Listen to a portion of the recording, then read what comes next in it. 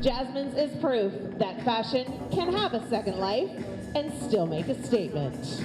She was one of about half a dozen designers to feature their upcycled creations in the show. The trend is open to a wide range of ideas, from simply refreshing a piece of vintage clothing to dismantling it and adding a personal flair, which speaks to an individual's style. It could be, a garbage bag dress, or you're taking bottle tabs and you're adding it to a piece of jacket. So it's like the creativity never ends in terms of how you can go about that. Everyone has their own kind of niche and design style. I personally, I thrift a lot of fabrics and vintage pieces that I'll take fully apart and rework into something completely different. But I've also had pieces that were vintage, and I like the look of them and like the bones, because a lot of vintage clothes are made a lot better since the fashion was a lot slower. And I take that and I add my own flair to them to make them fit my own personal style.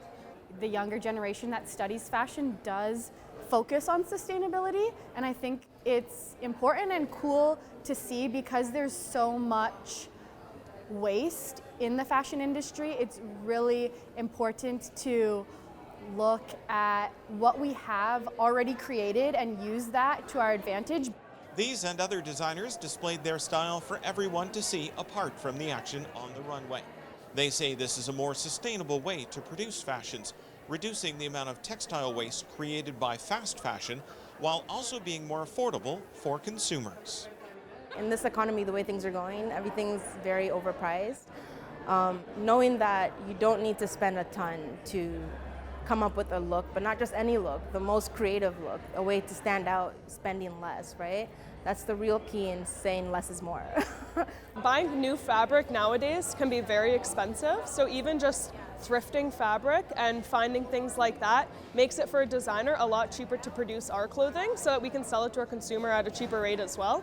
Drawing attention to the affordability of other parts of life, like food and baby needs offered by the Infant Food Bank at the Milton Community Resource Centre, is the reason for the Eco-Chic fundraiser.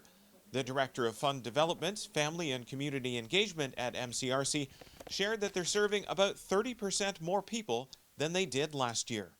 Unfortunately, we see the numbers going up every month. So now we're seeing an average of 200 babies coming in per month.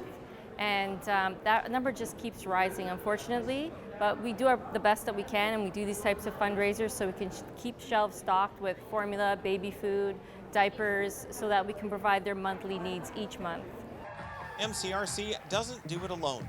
It's events like this that bring the community together to help each other, which share in the success of helping those who need it. Especially since we expanded to have 2 outposts in Acton.